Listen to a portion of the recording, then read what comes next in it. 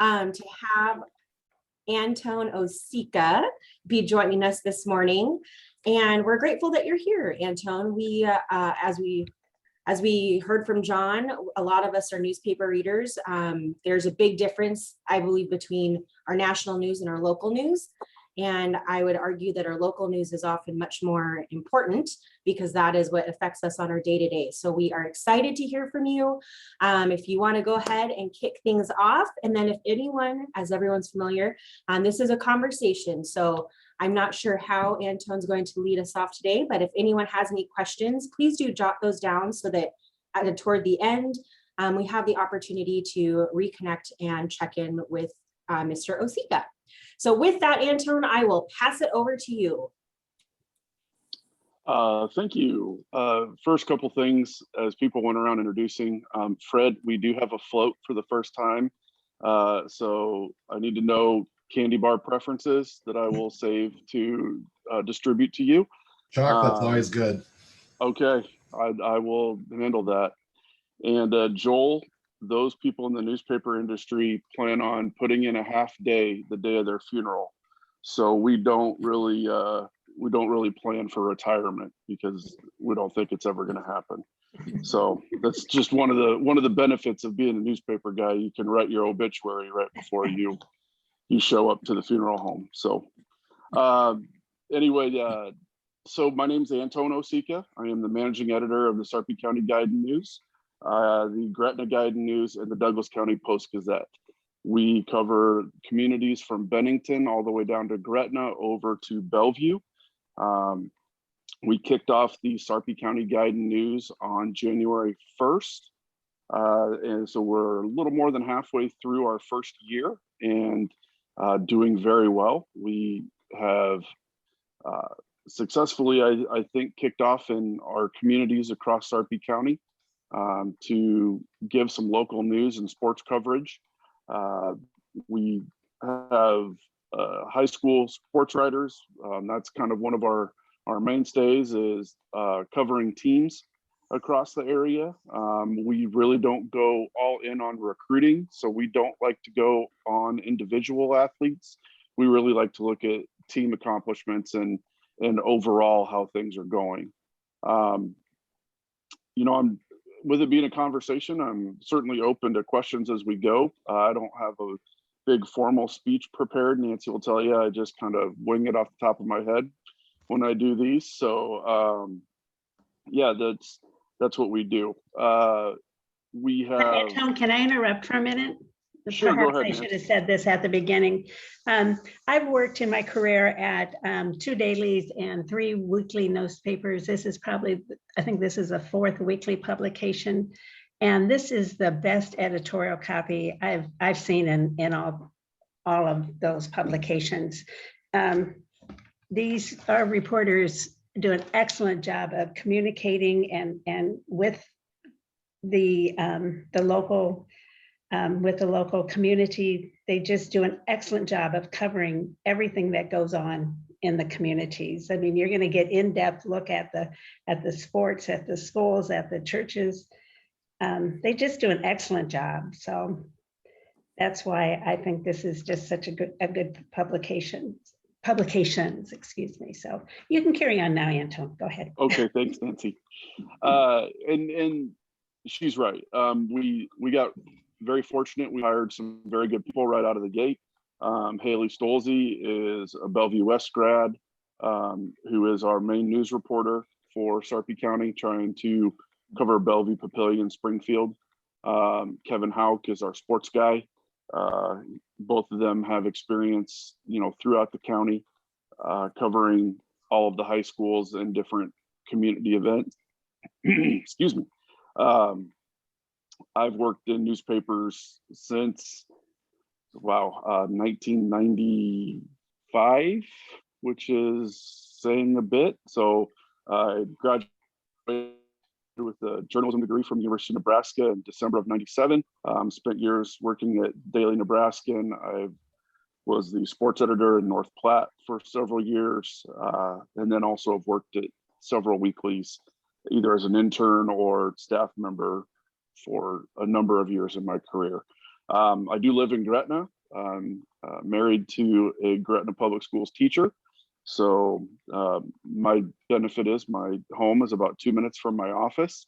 You can see that I made the drive this morning all the way to my living room. So yeah, the other aspect of newspaper people is we're usually not morning people. So as Nancy will attest, getting me up and moving for early morning meetings is usually not my strong suit. So I'm much more of a night owl from the daily newspaper days. So yeah, the Sarpy County Guide News, like I said, kicked off January 1st. And we're here just to tell stories about local communities. That's what we're here to do.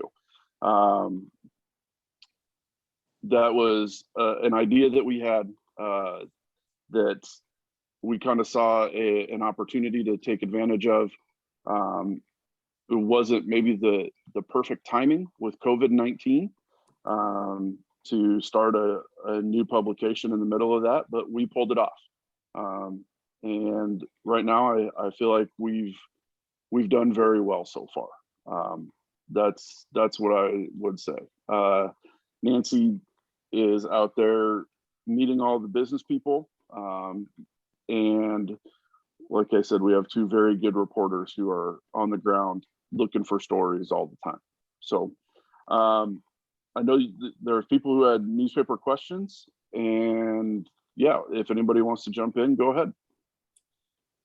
I'll say something just real quick to kind of piggyback on what Nancy said. I've had the privilege of actually getting to know Haley pretty well since being here at the chamber, and she has done a phenomenal job on covering several of our press releases, which we're so grateful for. And then on a personal note, I got to know Haley when I did a show at the Bellevue Little Theater. She also came and covered our show, which it was a really cool experience. And I'm very grateful that she seems to be very excited to shine the light on, you know, our local happenings. And so I'm very grateful for that effort from her and everyone over there at Sarpy Guide and News. But I did have a question for you, Antone, to kind of maybe kick things off. So I was wondering, you mentioned that you've been in the industry basically since the mid-90s. Can you kind of talk about some of the changes that you have seen with the newspaper industry, especially going more toward a digital platform, and kind of what your experience has been in that? Yeah, that's something we faced my whole career. I mean, when I got in, everyone had said that the internet was going to kill the daily newspaper, and especially the print product. The problem with the internet, how we kind of look at it, is you can't cut it out and put it on the fridge. And I still give people the chance to cut things out and put them in a scrapbook, whether it's an honor roll, whether it's a feature story, you know, whether it's a neat photo of them out at Gretna Days or Arrows to Aerospace, or, you know, the Veterans Parade that goes through downtown Bellevue, you know, something like that. That's the difference. It's hard to print out a Facebook post and you know, put it on a fridge. And there's still a market for that. There's still an area for that of keepsakes that last longer than the 10 seconds that you scroll by it on your phone. That's the market we're trying to capture. We do have to, I hate to say it, Deborah will probably back me up, we have to play the digital game because that's where everyone is. But even when I travel, I still see people stop and buy a newspaper to read on a plane, or, you know, they're still in gas stations every place I stop when I'm driving. I mean, there is a market for that, and it's not dead the way people think it's going to be. We've adapted, I think, the best that we can. Your advertising dollars, and that's probably what Nancy will tell you, are much more hard to come by with digital platforms and other things that we've seen happen in the communities. Really not a fan of those big high school scoreboards with all the ads on them that used to be at the bottom of my sports pages. That one's kind of frustrating, you know, when we go to local businesses and see that, you know, their budget has now been paid for by a ad every 5 minutes on the scoreboard instead of one that, you know, had been with us for years and years. So that's one thing that is much tougher. But I think the other thing that people forget is you can put a name in Google, but unless somebody's written a story about them, you're not going to find anything. Google doesn't produce content. The Google finds it.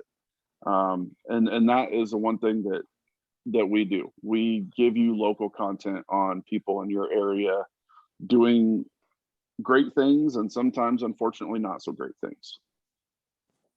Oh, Antone, I have a question for you. So you have navigated through COVID.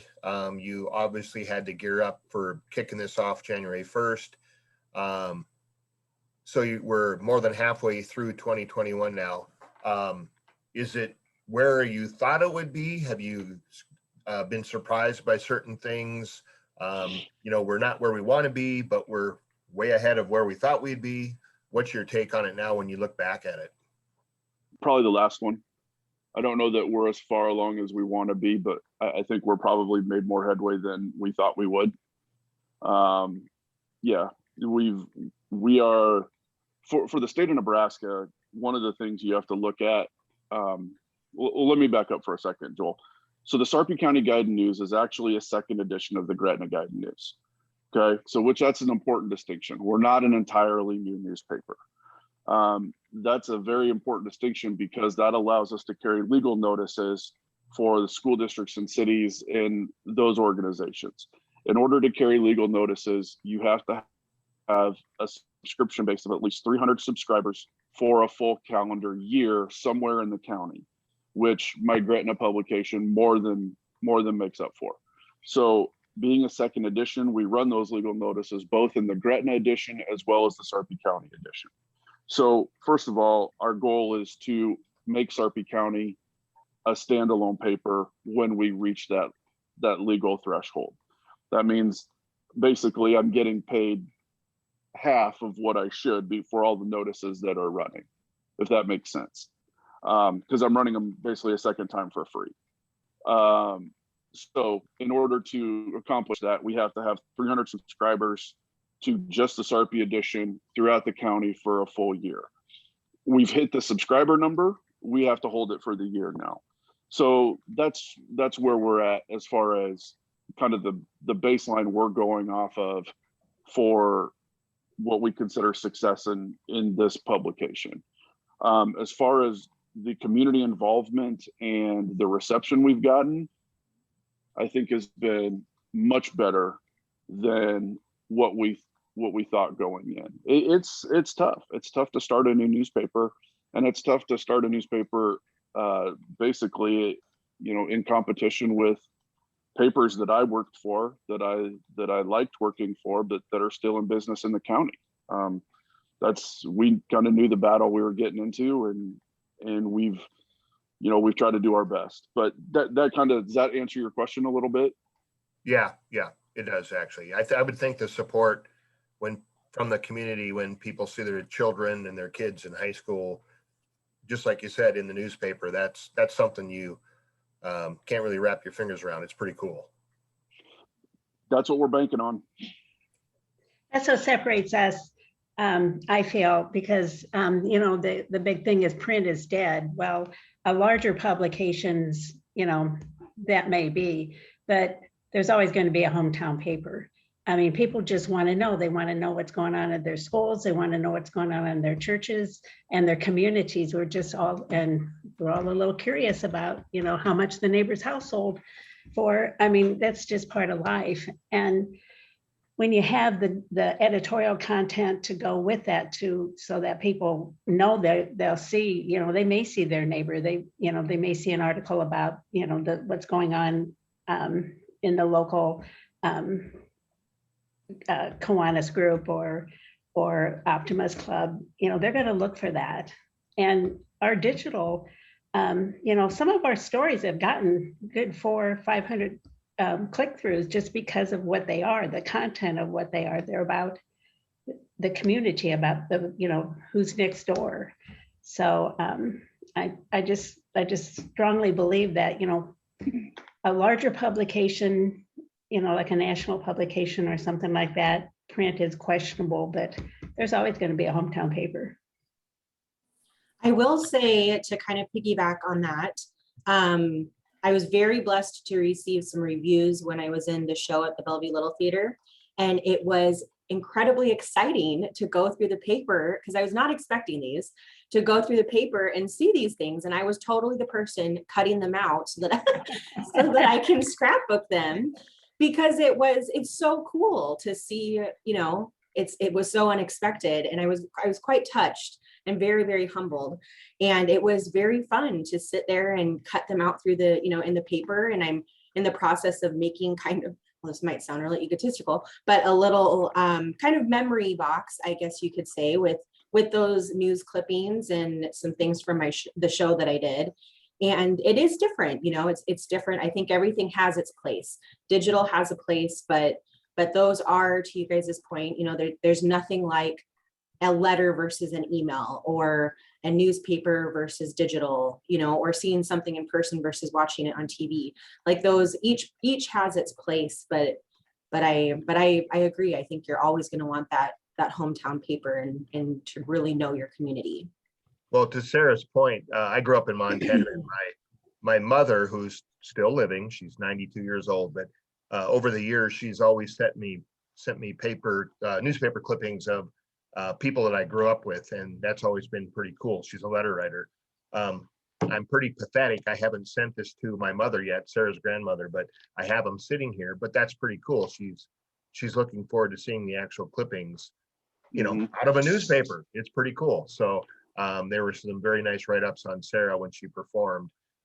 So it's kind of already been said, but it's just a really cool thing that you can have a memory of.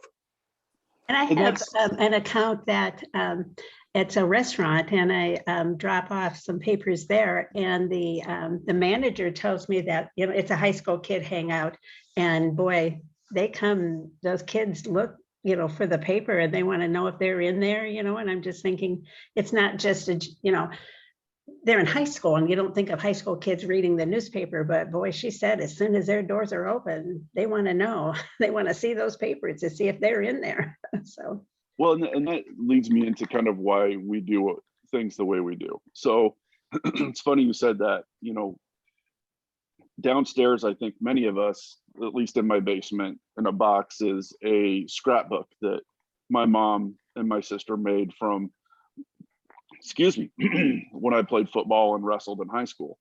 And I got my picture in the paper one time for all of my high school career, because I wasn't a great athlete. I was good. I was never great.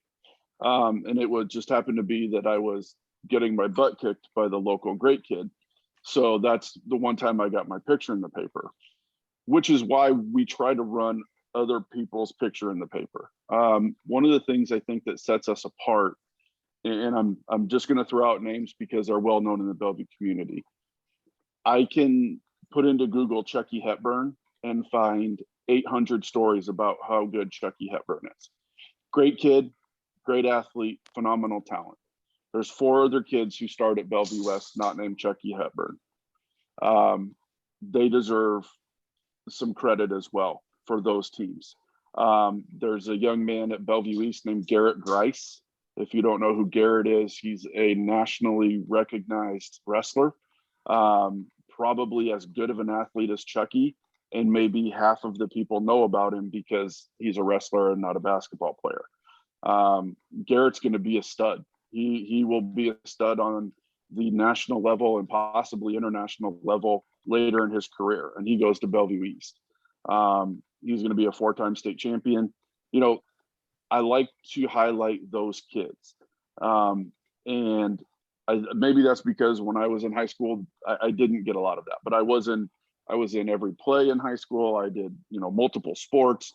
So yeah, there is a little bit of that to our publication. I don't necessarily want to run the same photo over and over again. You know, when you look at sports, sometimes that's difficult. You know, it's kind of hard to run a picture of the kid in cross country that got 32nd. But he has a mom and dad and grandparents out there that want to see, you know, a picture of him once in a while. So when we go to, you know, a cross country meet, we'll try to stay and take pictures of everyone and run them at some point through the year. It's, you know, it is a little different mindset than what we see trending very much digitally, as well as, you know, what larger daily publications are doing and national publications. Everything right now is about individuals. It's one person and who's recruiting you and where you're going and who's looking at you. And we have some great kids that, you know, yeah, we'll certainly mention that, but it's going to be in the larger aspect of how the team's doing.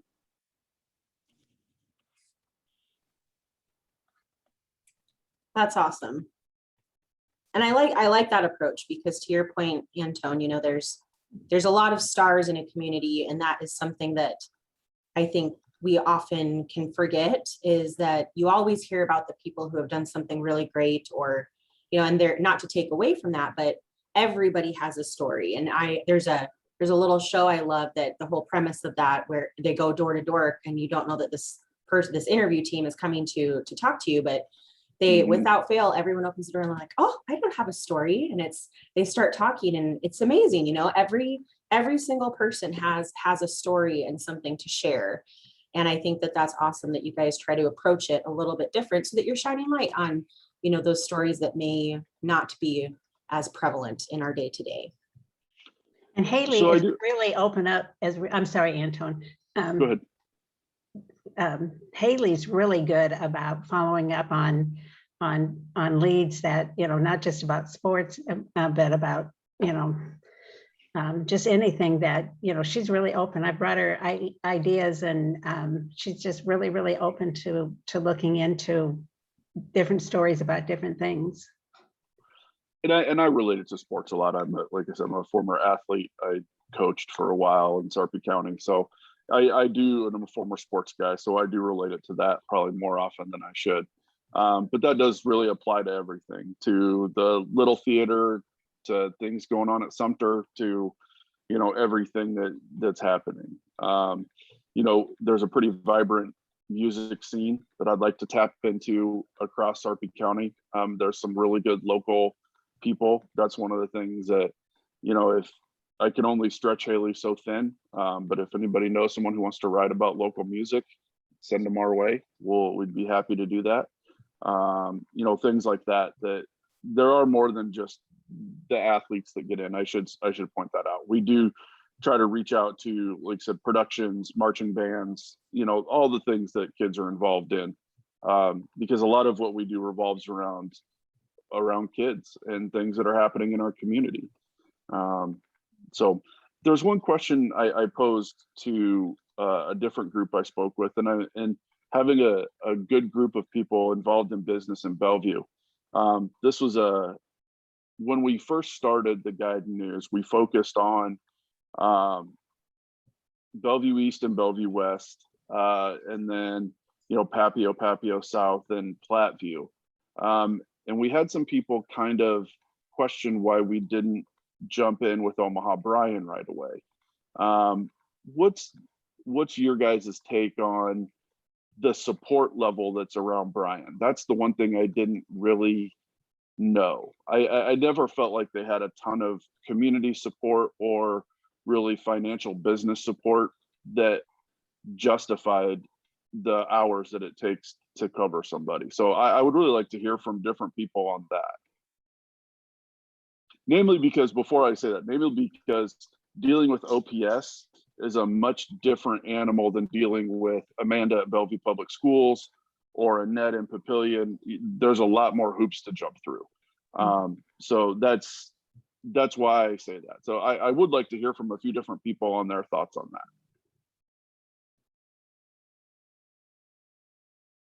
You know, in a previous life here at the county, I was actually at a intern assigned to me from Bryan.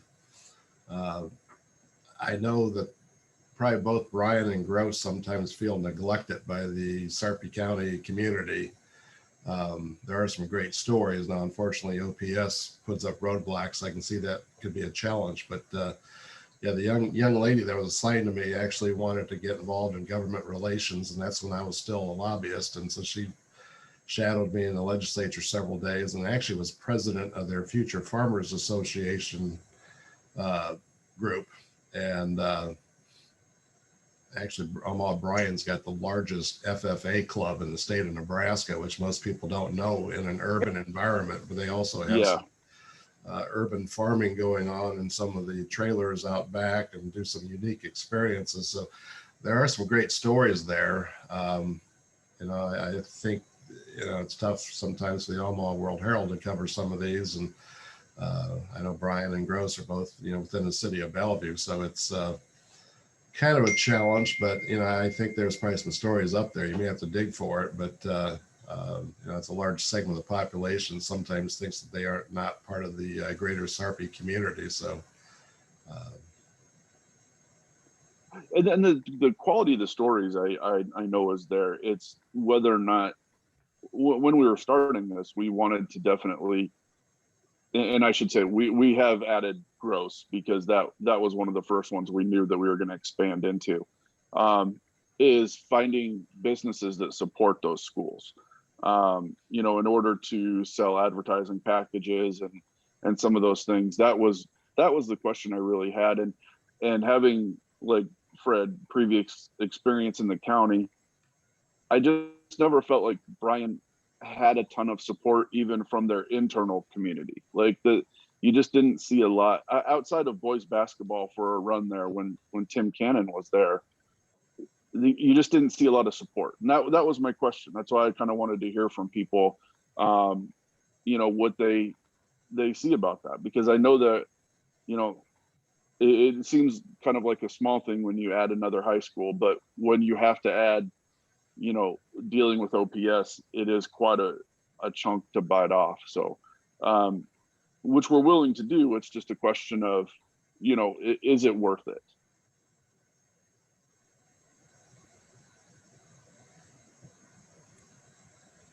Anyone?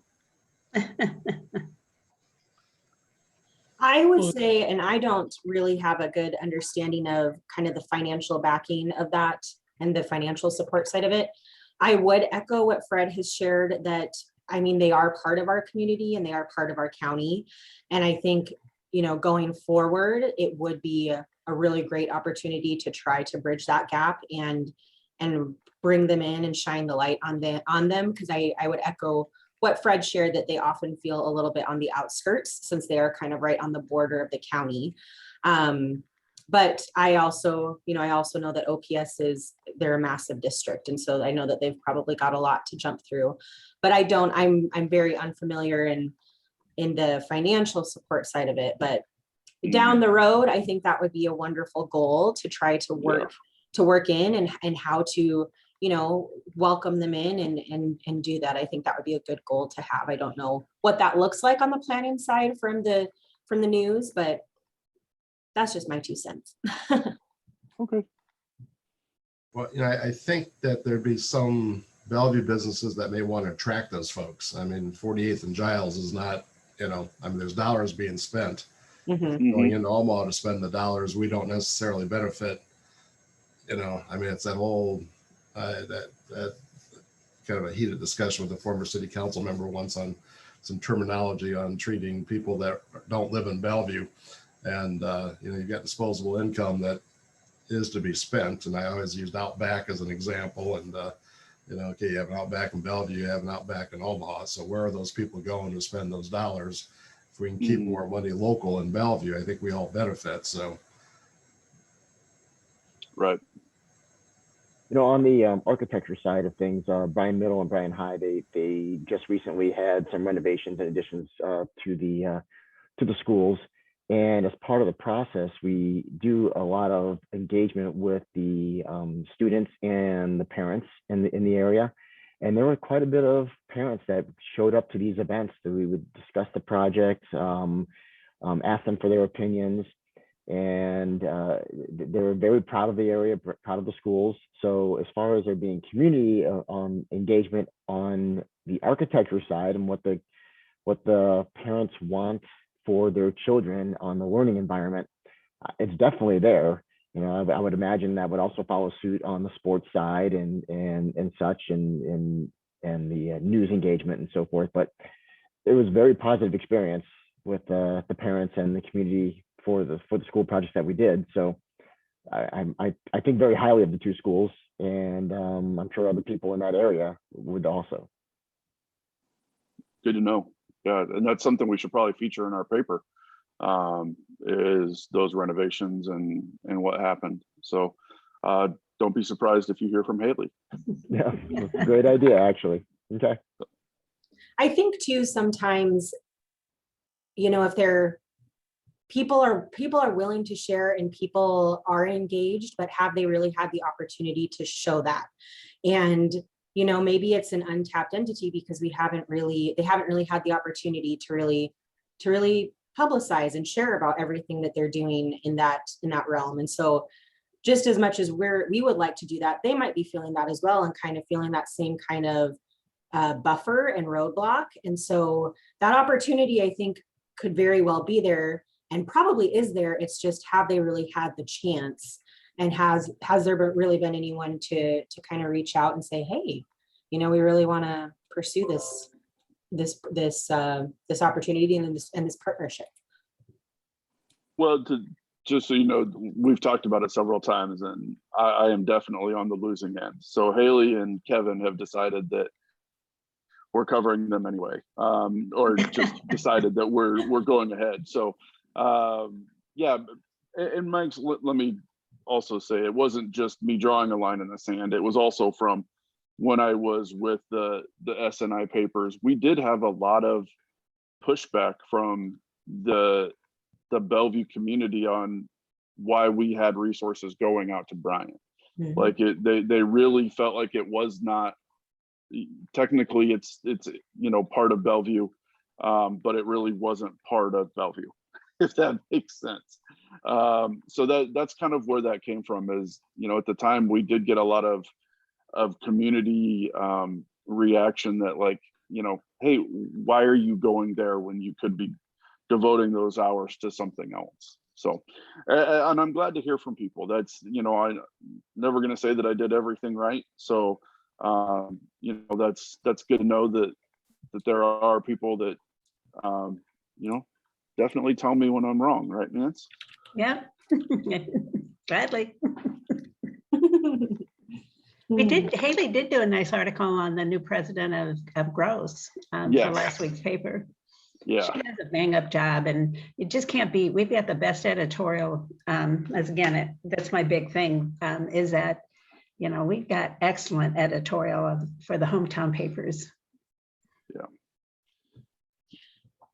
So to kind of maybe take us in a little bit of a different turn, how can our community members that are here with us today, how can they really kind of get involved with the paper, and what can they do? Can you talk a little bit more about some of those opportunities? Sure. One of the, honestly, with any business, all of you guys realize this, we need advertising dollars. You know, we need the financial support out of the community to grow. Haley does do a wonderful job, but I'd like to be able to give her a day off once in a while. So I would like to add another reporter that can help take some of the load off. But we need, you know, we need those ad dollars and stuff coming in that I can count on for that to really happen. Always, the one thing is, always send us your story ideas. You know, there are weeks, believe it or not, where a reporter will sit down and just scratch their head because they don't feel like they have the leads or the ideas that they need for that week. So there's stories out there. And I always remember my dad is one of the ones that will always say to me, well, you work for the paper. How did you not know that? Because nobody tells it. Like, I'm one person. Nobody tells us, you know, everything that's going on. You know, and in this society, that shouldn't be that hard. You know, with digital, share a Facebook post, send an email, you know, give us a call, catch us at an event, something to, you know, hey, this, you know, this is going on. Did you know this was happening? You know, hopefully the answer to that all the time is, yeah, we knew that was happening, and we're on top of it. This week's paper that will come out today is a little sneak preview for you. There is a family in Papillion whose house burned during 4th of July, and they're doing a fundraiser to help to help that family. So I found out about that from a Facebook post that came through one of the groups I belong to. So, you know, I mean, that's where we mine story ideas sometimes. But yeah, we would love to tell your stories. So that's one of the things you can do to help. The other thing is, if you have a business that you wouldn't mind selling papers for us, let us know and we'll figure out how to drop some papers off and sell them. One of the things we do offer that is completely different than just about every other newspaper in the state is we run obituaries and birth announcements and all of those things for free. We don't charge you for an obituary or for a wedding announcement or for a baby announcement. The only thing we charge is if you want a photo included, we charge $10 for the photo. I brought that up to another group, and I had a lady sit next to me that was just astonished because when her mom passed away, they spent nearly $800 to run the obituary in the local paper. We're probably missing a huge revenue source, but to us, that's news. That's what people pick up your local paper for. They want to know, you know, unfortunately, the sad things that have happened, and someone passing is sad. But we do run those for free. At least at a $10 charge if you want a photo. You know, that's a huge service that we can provide to people. So that's one thing that, you know, if you know someone or, you know, that thing happens, you know, let the funeral home or whoever you work with know that, hey, I also want this in the guide and news, because, you know, that's a whole different market that, you know, that the local paper does serve, you know, the different part of the community. So that is one thing. Yeah, and anything going on with your church, your organizations, anything along those lines, we are interested. If not, if we don't do a story, we have Haley loves calendars. So we have a calendar for everything. So we have the guidelines calendar, and we have library calendars, we have food truck calendars. So we have a calendar for just about everything. So if nothing else, we'll get you on a calendar. Awesome. Antone, do you have to be an actual resident of the county in order for one of those announcements? Or if you have, like, I have a sister who's expecting and I'm very excited. But she doesn't live in town. No, she has a local tie, then that's all that matters. You know, if it's important to you, then sure, we'll run it. So yeah, no, it doesn't have to be. We don't verify addresses or check any of that, because somebody who lived here for 20 years might have moved to Texas and passed away. I mean, that doesn't mean that obituary is not as important because they don't live in Bellevue anymore. They live in Waco, Texas. I mean, you know, so as long as it's, you know, someone in the community or relatives in the community or something, you know, that's what matters. Awesome. And then I also wanted to ask, do you guys employ like freelance writers or guest writers? If we had someone who was a really good writer that wanted to submit a story, is that something you guys do, or do you try to keep it really in-house? No, I will take just about anything. And I always say just about, because unfortunately, high school English teachers like to tell people they're good writers, and some of them are not. So, you know, that's in writing for a newspaper is a whole different style than a novelist or something like that. It's a different thing. But no, I'm always looking for freelancers. I'm always looking for, like I said, if somebody wants to, you know, I know this sounds totally crazy, but go to a bar every Friday night and do a local music review, or, you know, something like that. I would take that in a heartbeat. For those who've read our paper, you'll notice on page 2 every week is Stephanie Tedesco sauce. That's who just had the baby. Who our communities are so, what's the word I'm looking for, Fred? Were they commuter? Is that the right word? I mean, it's not unheard of to go eat an Elkhorn, you know, for someone in Bellevue. I mean, somebody in Bennington will drive to Stella's to have a burger. So or find themselves around the area for something. Bennington plays Gross at some point during the year in a football game. So we've really opened up, stuff like our entertainment or dining to the whole metro area, because we'll drive. Like, even though they're outside of Gretna, I consider Sac Museum part of our coverage in Gretna, because people will go there. People go to Mahoney State Park. That's why I kind of say Werner Park's in Gretna, just because I want to get my really cool Werner Park photo in the Gretna Guide News. So, because people drive everywhere. So yeah, I mean, if I could convince somebody to, go listen to a local band somewhere every Friday night, and write about it, and they have the ability to write about it, that's the other thing. I would welcome that in a heartbeat. Same way with, somebody would like to write a church column. I do have Greg, if you've read Greg, and he's a pastor at Steadfast Gretna that writes a column for us every week, and does a really good job. But I'm not opposed to another one, or a senior column. We do have a mature living page once a month. I would take a senior column. We do have health and wellness, so we have some local health columnists, but I'd always be open for another voice, because I'm not a vegetarian, and I feel bad once a month reading about how I don't eat enough vegetables. So I'd really like a meatitarian to write and tell me all the benefits of why my greasy burger is better than tofu. So yeah, the long answer there is yes. I will. We reserve the right to read it over and look at it first. I'm not going to blindly promise we'll print anything, except maybe a letter to the editor, which will have minor fixes. But other than that, yeah, I would take a look at anybody who's interested in helping.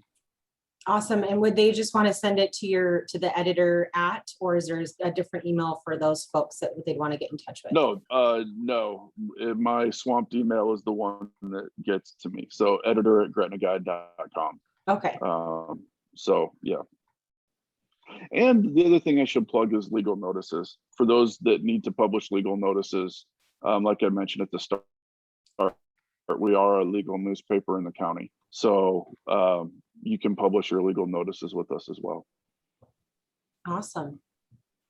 Well, does anyone else have any other questions for Antone or Nancy? I just want to say, keep up the good work. I know it's not easy starting a paper in this current environment, but I know Haley stops in every now and then, and Nancy's always on these calls, and Antone, I've known you a long time, so you guys do a good job. And remember the Thank you, chocolate. sir. Thank you. Yes, chocolate. I got it. Lots of chocolate for Fred. So yeah. And Antone, Hopefully it won't be super hot. I'll just go ahead and Sorry, add. I think originally you were talking about the paper and hard copies, and you were talking about people putting news articles on the refrigerator and such. And so I do the same thing here in the office, where if there's something that's I think is good for people in the office to see, I bring that here in the office and place it up on my desk, and people stop by and take a look at that sometimes, and so forth. And so it's just having that hard copy. Definitely agree. I like that. I think I see more of the paper when I look at it as a hard copy versus on the digital side. And then also I was thinking about, I think you and Sarah were talking about everyone has a story. And it reminded me of back in the day. I remember watching Charles Kuralt on CBS this morning. He was talking to this elderly gentleman, and they popped up into him on him and said, "Hey, we want to do your story." And he's like, "I don't have a story. There's nothing to tell about me." And then they went through his entire life, and it was just amazing. So I think the idea of what you were talking about, Antone, about talking to the kids who are, or an article on the sports kid running cross country and he's 32nd place, and having a story about that, there's still a story there. So I do appreciate that, and I think that was very nice. And one of the things I should say, thanks Tom for kind of bringing that back up. One of the features that we started and what we like to do, we have, I believe, one business that sponsors it monthly, but we want to do it weekly, is called the Senior Spotlight. And if you've seen it, I don't have, believe it or not, I don't have one on me. Nancy might have one laying around. We do an entire full page feature on a senior athlete, and we let the coach pick who it is. So we do one every week in the Post Gazette. And then I believe we have them twice a month in Gretna, and we would like to get them every week in Sarpy. And it's a full page feature on them, with a kind of a faded photo in the back and then a cutout photo where the story runs around it. That is truly, it's truly meant to hang on the refrigerator. You fold it up, you send it to grandma, all of those things. But it's important that we let the coach pick who we highlight. And I'll say that because I'll relate it to, we did one on Bellevue West, and it was not Chucky, and it was not Frankie Fiddler, it was Greg Brown. And everybody kind of scratched their head and said, who was Greg Brown? Well, exactly. Greg Brown he transferred from Burke, but came in for his senior year, and just, it was a good story of him, when OPS was an upheaval of whether or not they're going to allow, fall and winter sports. He made a move to make sure he could play, and just turned out to be a great story. But it was the kid nobody's heard of. We did 2 in the last year on Elkhorn South football. For those who follow local high school football, neither one of them was Teddy Prohaska. Both times the coach picked, and one was Guy Hunt, who is probably a better diver than he is a football player. And I'm trying to remember who the other one was. And it was just because they will go out of their way to pick a kid who's more than just a football player. Most of those guys are 2 or 3 sport athletes that probably aren't great in either sport, 3.5 or better with a GPA, and also do 2 or 3 other extracurricular activities. So that is who we're trying to find. And that will start back up. Yeah, there's one. This is oh yeah, that's Ian Reuter. Papio. Yeah, Ian Rudner from Papio. He was one of our first ones we did. So that's in that one. Mom called me, and then we had that was one of the first weeks where we barely had any papers out in the county, and that woman drove to 4 different places and bought 40 copies to send out to people. She sold us out single-handedly. So which cost her all of $20 because we're 50 cents for a paper. So but that's one of the things where we try to find somebody. And if you follow wrestling, not a lot of people do, but if you do, Ian is another one of those just good kids. He's not great. He didn't win state. There's definitely more talented kids, but he was a good kid, did multiple sports, good athlete, and he's going to the University of Chicago to wrestle. So not too shabby. So anyway, but yeah, thank you for reminding me that, Tom, and bringing me back to that. So anything else? Yeah, So that I'm might surprised be a John good hasn't jumped in. opportunity. Go ahead. That might be a good opportunity for Brian, a feature on a Brian student. For sure. Mhm. I would just like to give a plug for Nancy too, because thank you for letting her come to our Wednesday morning Power Partners group through the Chamber of Commerce. So she's, we meet every Wednesday morning, and she's a great addition to our team. And hopefully she's able to get some leads and stories that way too. But just to share what's going on in the paper, and then, you scratch my back, I'll scratch yours. And I think having her in the group is really good. Thank you. I enjoy it. It's a great way to start off a Wednesday. It always is so positive, and Antone is sub for me, and it's just a great way to start off a day. You guys are a good group. Good. All right, I'll plug one last thing that I know Nancy is big on. Sorry guys, my black lab's gonna make a featured appearance here because he needs petted. So one of the last pieces that we really want to get involved in is Offutt Air Force Base. And we are trying very hard. Nancy, I think, is 100% behind me on this. I would like to start a weekly page in the paper called Looking Glass. named after the old plane that used to fly out of Offutt, that is a page strictly of news out of Offutt. I would like it to be kind of that community news aspect. I don't really want it to be a bunch of canned stories from base communications. I kind of had an idea that it would look something like you'd have a column, and for lack of a better term, I would call comings and goings of, you know, people of where they're transferred to, what base they're currently stationed at. Maybe they worked in Offutt for 4 years or 8 years, and now they're in Minot, or now they're in California, or, you know, a place for people to pick up and, you know, say, oh yeah, I remember working with him, and here's where he's at now. There's the Officers' Wives Club could have a recurring feature of things that are going on. Like I said, we love calendars, so, you know, what's going on that week on base for rec, you know, the 3-on-3 basketball tournament, or, you know, whatever they're having going on. That's kind of something that we're kicking around, and that's one of the things that we definitely would like some advertising support, if that is something that your businesses would be interested in jumping in on. You know, we would like that. But that's kind of an idea that we've had that I really feel like could, you know, be well received. And if it went well, the long-term plan, I know Fred will remember this, I would like it to look kind of like the old Papillion Times La Vista Sun, where you had 2 front pages, and you would be able to flip the paper either way depending on where you were putting it out. Do you remember that, Fred? When the Times used to do that? Yeah.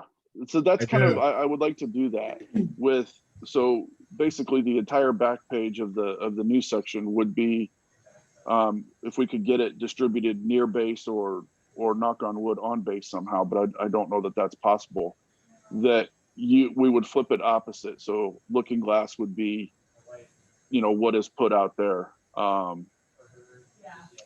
for base personnel. So just something that, you know, we're trying to expand and do, and always looking for help and support on that. So yeah, Sarah, if you have somebody who could get us in that kind of realm, that would be fantastic. Yeah, let me do some thinking. I have a couple ideas, so I will reconnect with you guys. So Awesome. Well, we are just a couple minutes past, guys, so I want to kind of close it out. If you have any other questions, feel free to connect with Nancy, myself, or it sounds like Antone is open to receiving emails as well. But thank you so much, Antone. I've learned a lot. I will echo everything about Nancy. She has been an absolute gem, and it's been a pleasure to get to know her so far, and doing great things for our involvement here at the Chamber. So thank you for that. I do want to always thank you guys for attending and joining us. We are so grateful that you still continue to do this every Friday. Next week, we will have a very special guest. Our incoming president and CEO, Michelle Andal, will be joining us. So she's very excited to be here and really hit the ground running and get to know all of our wonderful chamber members and businesses. So we hope you will be able to join us again. And until that time, have a wonderful weekend and stay cool. And good luck at Gretna Days. Thank you. So much, Antone. Bye. Thanks, guys. Thanks, guys.